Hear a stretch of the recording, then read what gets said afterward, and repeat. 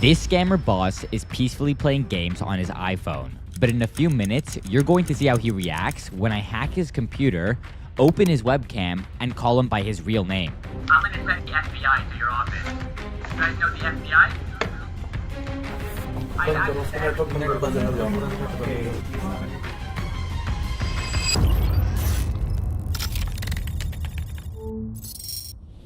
Alright, so I'm going to show you how I tracked down and located these scammers. I was digging around for scammer phone numbers when I stumbled across an advertised list of fake printer support websites. At first glance, these sites look pretty harmless, but like I have covered before, it's a big scheme to get you to pay for useless drivers or firewall security. Most of the time, your printer is going to be made by a different manufacturer than the computer, so you need to install something what's known as a driver.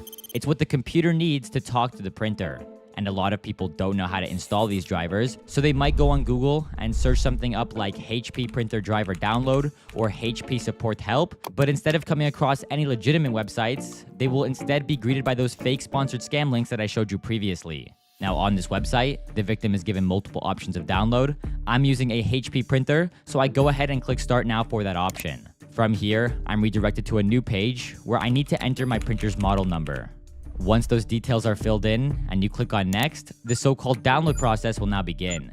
Here we can see a fake looking progress bar, and after it loads, it gives me the exact same error message every single time. It reads setup failed, HP printer driver installation has failed, error code HPU 9021 GT.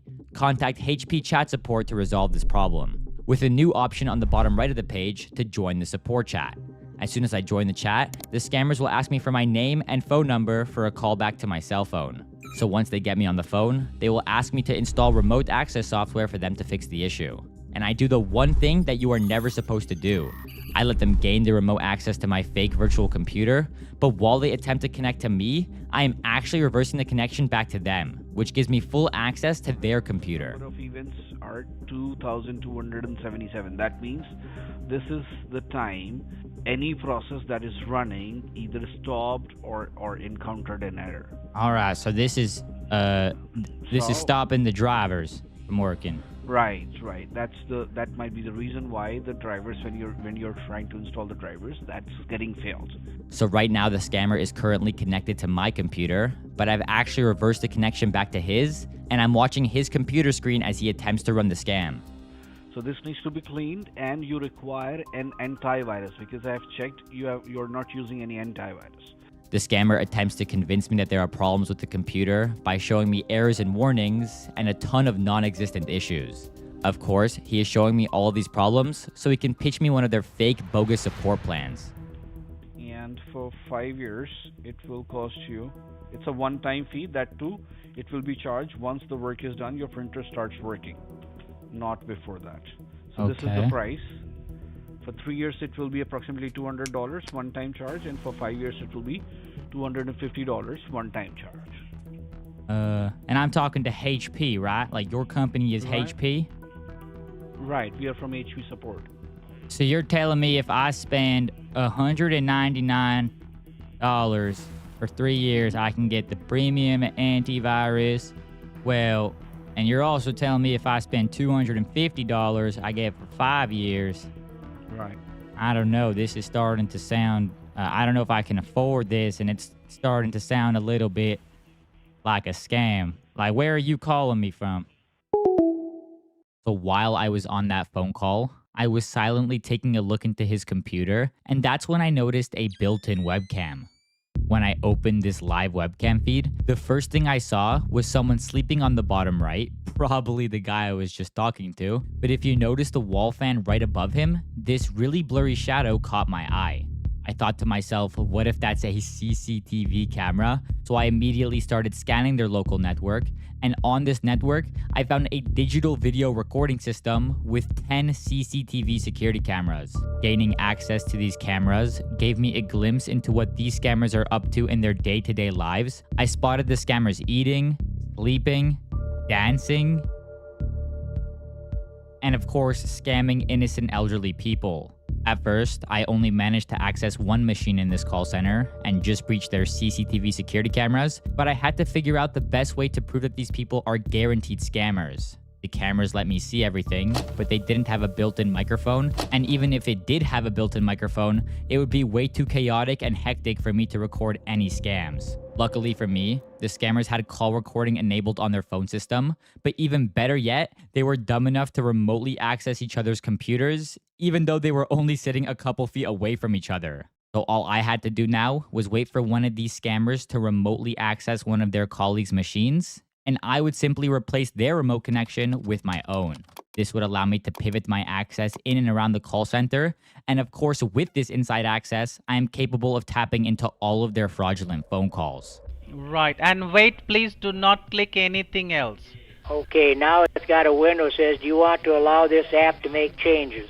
The name of this victim is He is about to follow these strangers' instructions and install a remote access tool on his computer. This will allow the scammers to graphically see his computer screen and gain full remote control to his keyboard and mouse. Yep, I see it. Right, see join.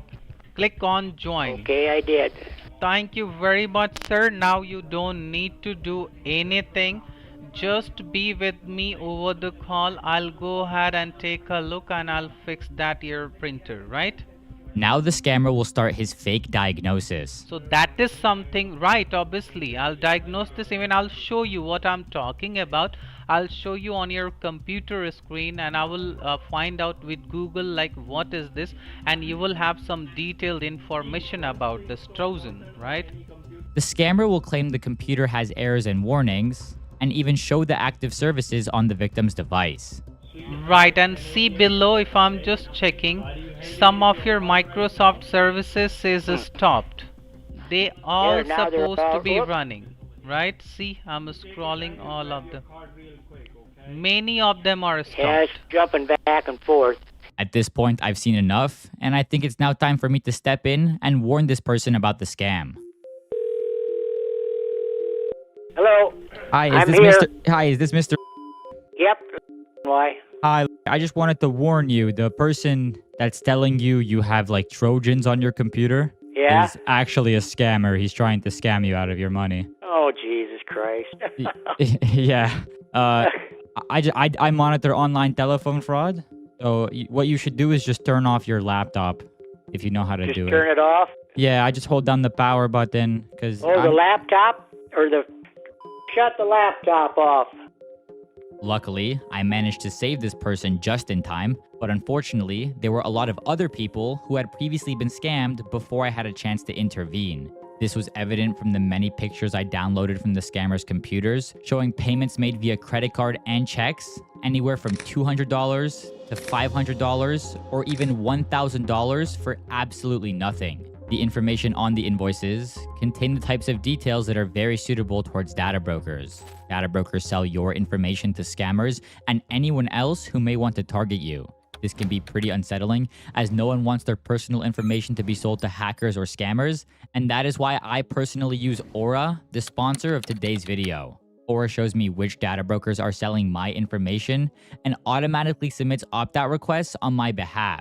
Just a few months ago, National Public Data announced that they had suffered a major breach, potentially impacting every American. The incident compromised over 2.9 billion records used for background checks, including critical personal information such as full names, addresses, date of birth, phone numbers, and most importantly, social security numbers. Protecting our personal information is more important than ever. Aura monitors threats across billions of data points, alerting me to any risks. It also includes a VPN to keep all of my browsing private and a password manager to store strong passwords securely.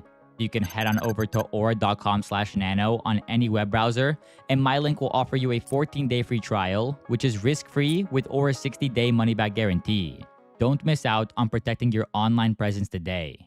Anyways, I was just talking about the amount of money that these scammers steal per victim, and most of that information came from the employees' computers. The first thing I usually like to do is take a look at all of the files on the scammers' computers. Of course, the main thing I'm looking for is any personal information that could help me identify the scammers. But this didn't exactly pan out. Their computers were mostly filled with scam-related documents and didn't really contain any personal information that would reveal their true identity. But while I was watching camera 8, which basically had an outside view of the hallway leading up to the door of the call center, I noticed a company name on the door, Digital Edge Institute. This is a fully legitimate company that offers digital marketing courses in Noida, India.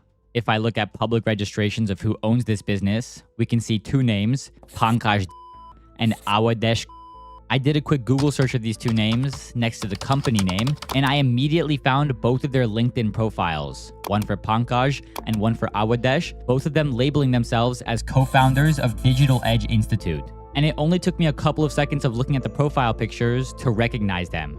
Here is Awadesh. I usually see him watching over the employees and conducting private meetings in his personal cabin. Just by watching the cameras, I could sort of tell he was the boss, as everyone would stand up and get out of his way like he was some sort of Indian prince. He was the main person speaking in those private meetings, and also the last person to stay in the office. I saw the other boss, Pankaj, in the office maybe a total of only 3 times. Typically, he would walk in, shake everyone's hand, say what's up, and then just leave. So because of this, I couldn't really ever capture a clear shot of his face through the webcam.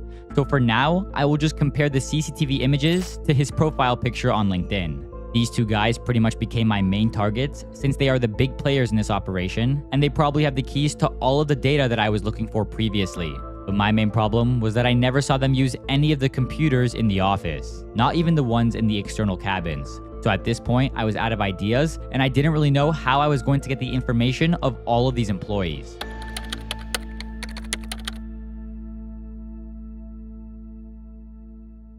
Then a couple of days later, while I was watching the employees' computers, I noticed that one of the managers in this call center, Lalit, had a remote connection to a computer that was outside of the office. So I waited for him to walk away from his laptop, and I dropped off everything necessary to compromise this new machine.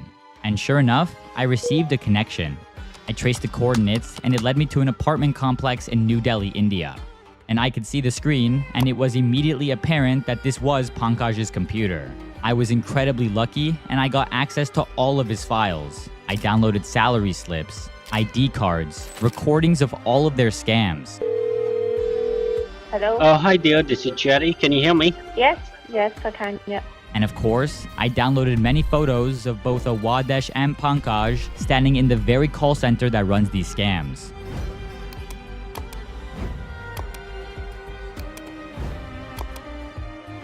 The photos from Facebook are what really pissed me off though, because I could see the owner showing off expensive cars, taking pictures of luxury vacations, being successful, being on the beach, but it's all done with stolen money. This one photo makes me pretty angry. It's a selfie that shows Pankaj wearing a shirt that reads self-paid, self-made. But my final question was, if they can afford the luxury vacations, fancy cars, and expensive clothes, how much money were they truly stealing from innocent, vulnerable people?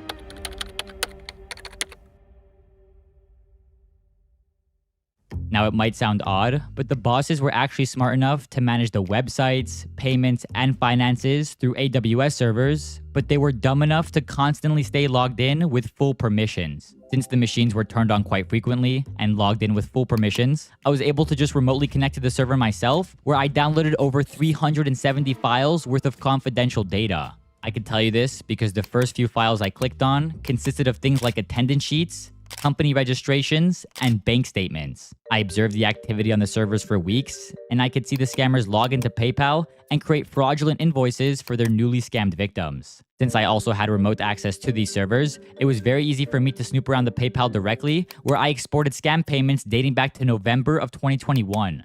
So I'm in the scammer's PayPal right now, and let's just see how much money they have stolen in the last 90 days. Holy shit. $300,000. What the is wrong with these people? Yeah, now I know how the boss can afford the luxury lifestyle he flexes on social media. Bro has stolen $100K per month for the last 3 months.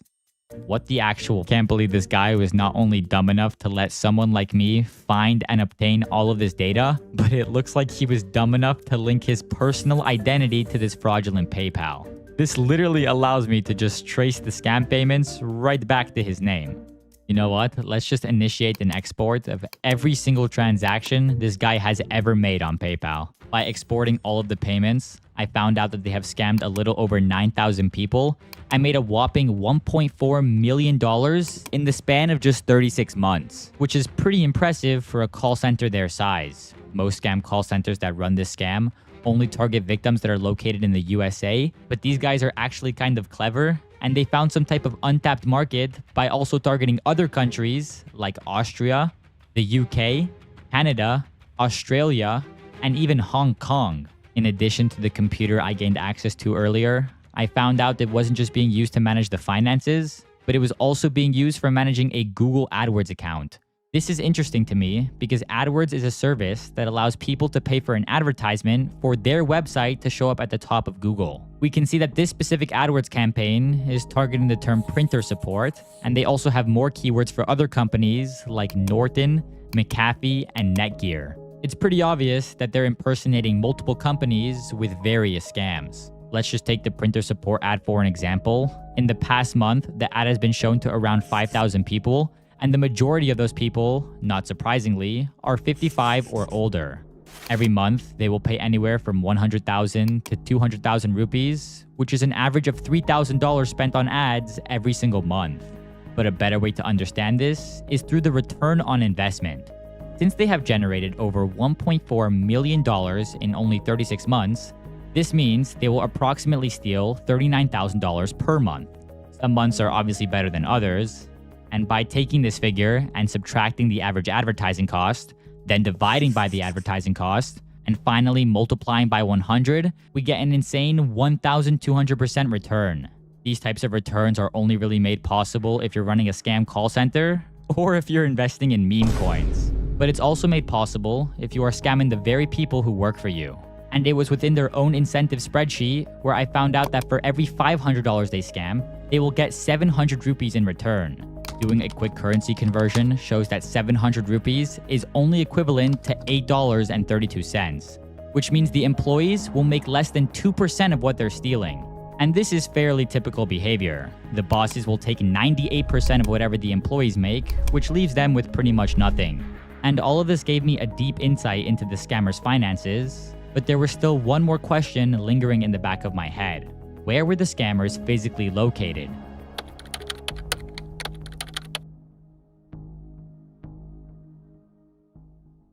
While the IP addresses of these computers resulted back to the city of Noida, which is located in what is called the Delhi New Capital Region. Noida is pretty much a suburb of New Delhi. The IP address would turn out to be insufficient, as an IP can only point towards a general location that is usually a few miles off the actual position of the machine using that IP address. We can refer back to camera 8, where I saw a company name on the door that reads Digital Edge Institute. Like I said before, this is a fully legitimate business owned by Pankaj and Awadesh. Of course, since they operate in the Indian daytime, most of their employees likely had no idea they were working in the same office used by scammers. The address associated with this business caught my attention, and it led me to a shared co-working space in the iThumb Tower.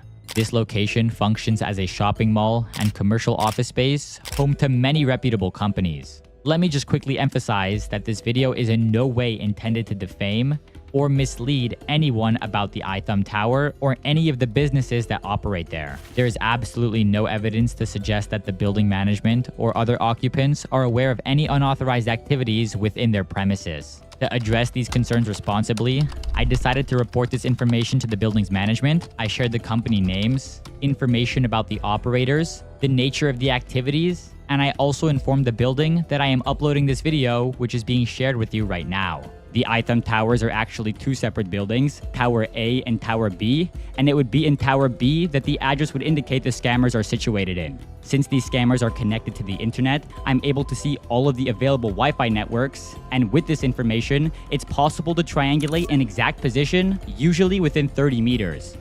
In this case, they are sitting in Tower B on the 4th floor in room 406. Just in case the evidence I've shown you isn't enough, one of the co-founders of this operation even has a photo of the iThumb Towers as his profile banner on LinkedIn. The scammers are 100% located in this building. Now, everything is lining up to be that these two guys are scamming people, and they have been stealing millions of dollars for multiple years now. But in my opinion, these are some of the worst scammers since most of their victims won't even know that they're a victim of a scam. And these victims could be anyone vulnerable like your grandma or grandpa. So I decided to write to every single person that I found on their sales sheet. In the email, I pointed out to each victim that it was a scam and how they should go about getting their money back. And I think at this point, it was now time for me to grab all of the data I gathered, the victim information, social media of the top scammers, the ones who run the entire operation, physical locations that were pinpointed within 30 meters, and finally, I was capable of obtaining live footage of all of their scams. When I make these types of videos, I know the owners of the operation will most likely just find the video somehow, and they are probably listening to me right now. So Awadesh and Pankaj, I just want to let you know that I uploaded all of your personal information to a private drive that I shared directly with my contacts in the FBI.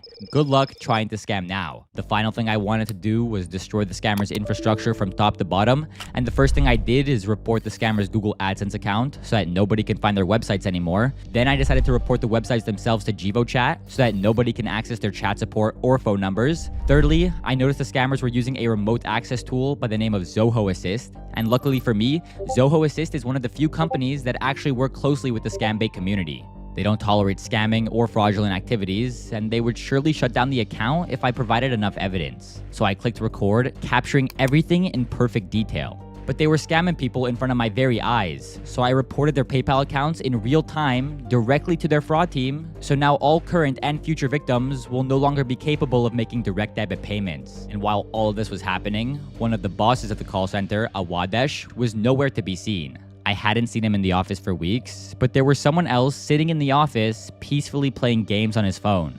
Pankaj. I just thought it was hilarious how this guy barely shows up to the office, and when he does show up, he's playing games on his iPhone. I think it's a good day to destroy this entire operation, and my plan is to call these scammers by their real names and remotely execute a picture of Pankaj on their computer screens while Pankaj is standing right behind them. Let's see how this plays out. For calling support, my name is Max, and how can I help you? Hi, Max. This is Alex. Can I show you something on my computer? Sir, I'm not so techie, okay? You're not so techie. No. Okay, well, can I show you a little magic trick? Just one magic trick. It'll take 2 seconds. I don't want you to hang up the phone. All right, ready? I want you to count with me a countdown. Ready? 3. Count with me. Ready? 3, 2, 1. 3, 2, 1. Do you know Pankaj? Do you know Mr. Pankaj, sir? I want you to pass the phone to Pankaj. I want you to pass the phone to Pank. Look at this face. Pankaj. You recognize this guy? Yeah, Pankaj Singra. Yeah, Pankaj. So what's up? I know you're scamming people. I know you're in the iPhone Tower, right? You're in the iPhone Tower, Pankaj? Sorry? From iPhone Tower, Pankaj. Listen, I want to talk to you guys. I know you're scamming people. Yeah, I know you guys are scamming people. Why are you guys scamming people? Now, you see the file downloaded, right? Double click and open that file.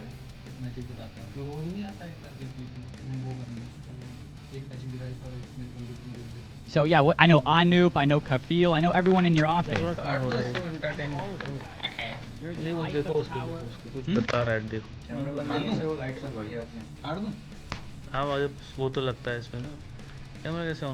covering the webcam, but he stopped scamming people. Is this Lalit? Oh, Akash.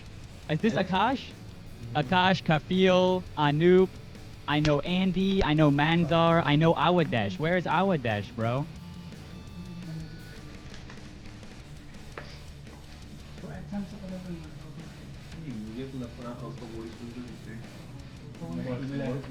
Hey, take a look at this.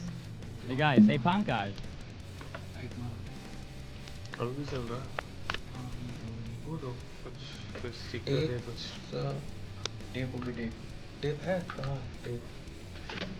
ये कहाँ से निकाली photos? ये तो control कर लिया उसने सारा अपने कंट्रोल। अबे यार क्या कर रहे हो?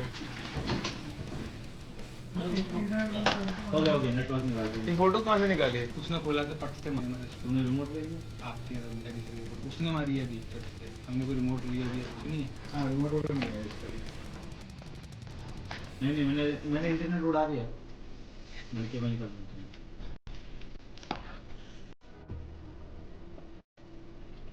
क्लिक पंडित जी मैंने इंटरनेट केबल पे कुछ नहीं कर पाया इंटरनेट केबल उड़ा दिया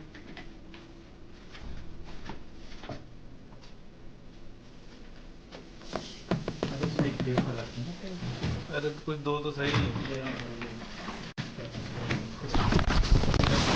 नहीं दिखेगी ये तो ऐसा कुछ नहीं ऐसे रख दो ये वकील साहब का अरे वकील साहब सचिन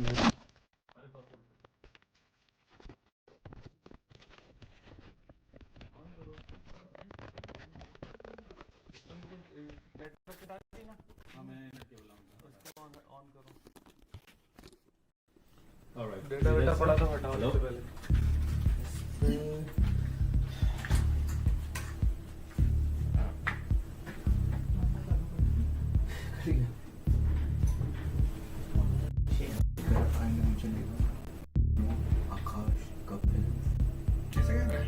क्या बात कर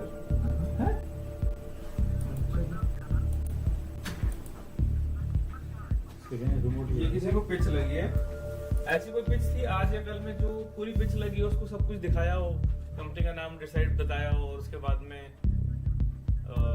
चला गया हो ऐसा तो कोई सस्पिशन होता नहीं सर अगर हमें कुछ भी लगता है वॉइस तो उसके जैसे बहुत ज्यादा क्लियर आ रही होती है तो हम प्रोसीड की आवाज तो पहचानते बंदे की अभी तो कॉल कर रहा मैं एक डेढ़ महीने से ये भी 2-4 दिन पहले भी एक कर लेते नहीं है इसकी कोई बंदे की हमें सब लॉगिन करो मैं तो ऑन नहीं Montage, Lally. फिर से आ गया Hey, what's up, guys? So, I'm gonna send the FBI to your office. You guys know the FBI? You guys know the FBI? अरे जा भोसड़ी के माँ चुदा ले अपने FBI में जाके रिपोर्ट कर आईपी का access Millions of people are gonna see. Search up Nanobator on YouTube. You're gonna see Nanobator. Look, I have access to your call center. I have access to all your computers. I have access to everything. Yeah, I can hear you guys right now. Stop panicking. I can hear you guys. Yeah, unplug the internet. Unplug the internet. Yeah, start running away. Start running away, pal. Start running away, bro. Yeah. You dumb Look, Nanobator, millions of people, Pankaj. They're gonna all see you. Millions of people, pal.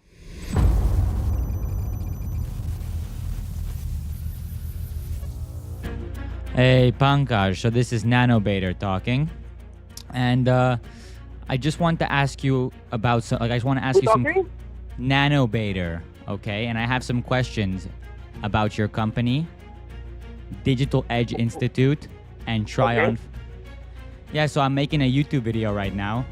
And I just want to ask you for some comment because I have some allegations against you and Awadesh. What? I'm going to report everything to the FBI. Do whatever you want to do. See, if you're threatening me, so do whatever you want. It's not a threat. Okay? I am reporting you to the police. I am. Now, I'm going to disconnect this call. You do whatever you want. This is the inside of a small scam call center in Punjab, India, seen from their own CCTV cameras. Very soon I will be disrupting the peace in this cabin by sending the Punjab police to actually arrest these scammers. Yeah, you are speaking with Geek Squad. How may I help you? You received an invoice from our side that you purchased this order? Very unfortunately for the scammer, the person she's on the phone with is not a real victim, but it's actually me and I'm about to ruin one of her senses. I made the call with my microphone at 10% volume, forcing her to maximize her sound levels, and we can even see her pushing the headset into her ears to properly hear me. I waited a few minutes to grab her full attention and then bumped my sound levels up to 200% with some very loud noises.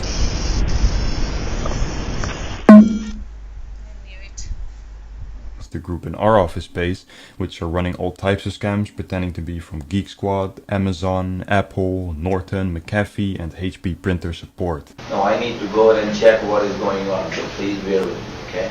This is a problem why you're facing problem with your printer and computer both, sir. Bunch of your Microsoft services that has been stopped by the hackers. You see that? That's how this problem occurred. And you know why your computer give you an alert to give you a call. You can leave the computer with me alone. I'm working on it, okay? It'll take at least, 30-40 minutes to diagnose the computer and see what's going on. And I will give you a call back once I got the reports handy. I would like to inform you, sir, that we have successfully removed these foreign hackers and IP addresses from your identity completely. But as you are a valuable customer, you already paid us earlier. So in 339, including all the taxes and everything, I give you security for complete 3 years. You signed it successfully. Unfortunately, this victim fell for the scam and paid the scammers via an electronic check to a company named SoftQ Solutions. This insight shows us that there's been a total of 47 people scammed since February 25, gaining this fraudulent operation a grand total of over $100,000 in under 4 months. The best solution, however, to stop a scam is to get rid of the scammers, and so I decided to gather a bunch of evidence and make a police report against these guys. I sent a private message on Twitter to a few police stations in and around Zurikpur, and surprisingly, all of them responded to me. After giving them the phone number of one of my Indian friends, Sven, they very quickly contacted him, eagerly asking for the necessary proof to make this raid possible. If at all anything is required, we will let you know more about it. And after everything looks like complete, then we will raid them. After just 1 day, Sven received a call from the same police officer saying that they were going to raid the call center that same night. What's going on? So the police officer called me. Yeah. And they went to the building. They went to the building? They want us to guide them. An hour later, at around 12 a.m., the police had arrived at the Global Business Park with about 14 officers, all waiting in unmarked vehicles, ready to go inside of the office. They're coming in. They're coming. Let's go. Oh, they're...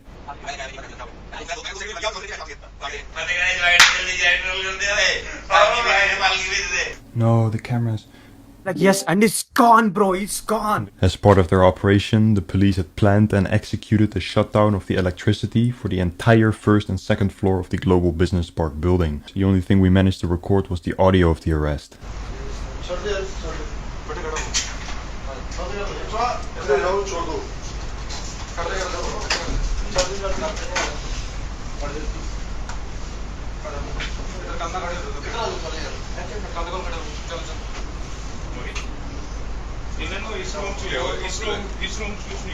Police officers coming out of the darkness and calling Mohit by his real name had to have been a scary experience for him and his scamming buddies, but even scarier is that they are in actual jail now awaiting their court date. There has also been some media coverage about this sting operation by big outlets such as the Hindustan Times.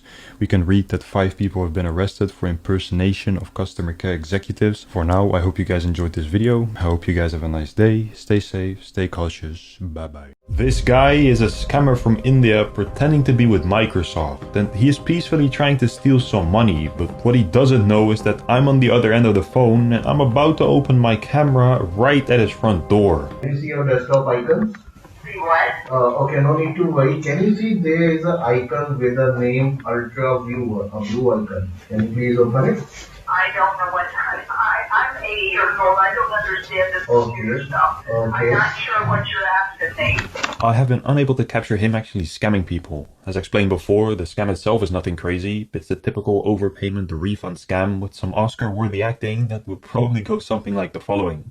Now give a click on submit, sir. Now request you to submit the form and you will see the transaction has been processed and you will see the amount how much you got in your end, okay? That says 14,990. What? Are you serious? Just hold on, Mr. Martin. Let me check it. Just hold on. It says server error 404 and it says a refund transaction of 14,990. Oh my god. Oh Jesus Christ. Oh my god, sir. Oh Jesus. While you were filling up the form, I was the person who was helping you out. So right now it's a matter of my job. The extra money, sir, which you are going to get in your account, you have to help me out to get that extra money back to the account. You have to help me, sir, because it's a matter of my job and I'm the only person working for my family, okay? The victims of our group of scammers that cooperate and listen to the refund manager will end up sending all their money to India for the scammers to take. What better way to scare them off by paying a visit to their exact location in real life? To do this, I need their location. From the IP address, we can see a general location somewhere near New Delhi, but since he's using a laptop, I can just collect all the Wi-Fi points around Hasseen's device and get his exact location based on Wi-Fi signal strengths. This leads me to a luxurious residential township located in sector 103 in the west of Gurugram by the name of India Bulls Centrum Park. I send somebody local to the scammers to go and film the G1 tower so that I can confront Hassan with his own location. And not just confront him, I have created a fake phone app that he will see once he connects to me, and I will make him believe that I'm right outside his scamming hideout. Let's give him a call, pretend to be one of the victims on his list, and scare the living yes out of him. Thanks for calling support and decide how may I help you. Yes, hi, this is Peter. I had a missed call from you about my computer.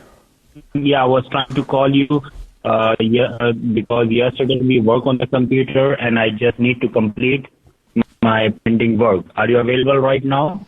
Yes, I am available. Yes, and that is the name is...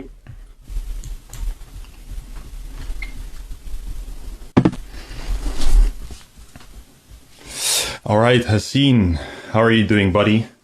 I know you're in India Bull Centrum Park, Tower G1, apartment 1-4, okay? I'm currently outside of your building, so I want you to speak to me, okay? Otherwise, I'm coming upstairs with the police. You can see my phone? Can you see your building, Tower G1? Hassan, can you speak to me? Hassan, can you speak to me? I'm right outside of your building, okay? You just seen my phone. I'm here with the police, okay? So just talk to me, otherwise you're getting arrested. Just hung up. He immediately covered the webcam as soon as he saw the phone. Let me call him. Oh, he's gonna shut down. He's shutting down. He has his finger on the... Wait. I didn't even say anything and he immediately covered the webcam. He recognized the building like first second he connected. The person you're calling is unavailable. Can't place call because this number is not registered on WhatsApp. After this, Hassan never came back online.